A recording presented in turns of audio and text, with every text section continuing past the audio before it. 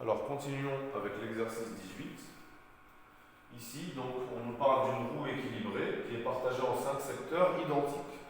La roue est équilibrée, ça veut dire qu'il n'y a pas plus de chances qu'elle s'arrête d'un côté que d'un autre.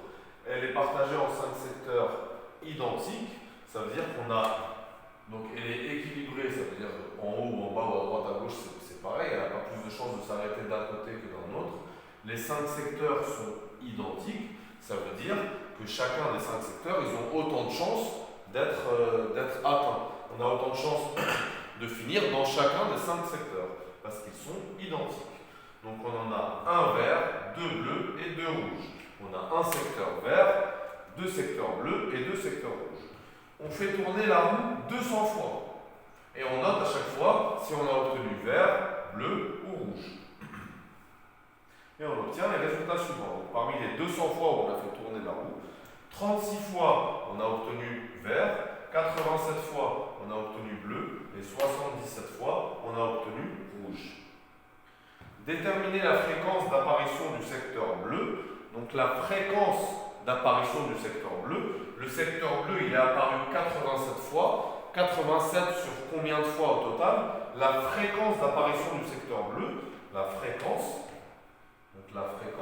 c'est égal au nombre de fois qu'on a eu le secteur bleu, divisé par le nombre de fois total où on a fait l'expérience. L'expérience, donc le secteur bleu, on l'a obtenu 87 fois, mais l'expérience, on l'a faite 200 fois. Donc la fréquence d'apparition du secteur bleu, c'est 87 divisé par 200. Et donc si on calcule, ça fait combien? 87 divisé par 200, ça fait 0,435. 0,435. Donc la fréquence d'apparition du secteur bleu, c'est 0,435.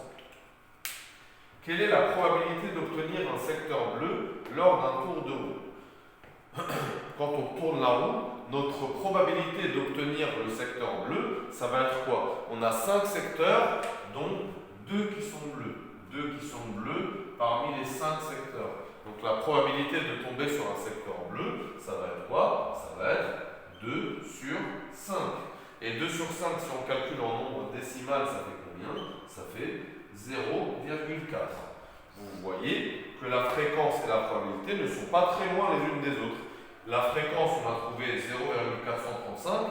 La probabilité, c'était 0,4. Je peux, juste pour le plaisir, faire la même chose pour les deux autres. Alors pour le rouge, la fréquence, ça serait 77 sur 200, ce qui fait 38, 0,385. Et la probabilité du rouge, ça serait aussi 2 sur 5. Donc, et la probabilité, ça serait aussi 0,4. Donc 0,4 et 0,385, c'est proche. Et pour le dernier, pour le vert ici, la fréquence, donc c'est 36 sur 200, ça fait 0,18. Et la probabilité, c'est combien? C'est 1 sur 5, on a un vert, donc c'est 1 sur 5. Et 1 sur 5, c'est égal à 0,2. Vous voyez que 0,18, c'est proche de 0,2. Donc à chaque fois, quand on fait beaucoup de fois l'expérience, la fréquence doit toujours être proche de la probabilité. Voilà pour l'exercice 18.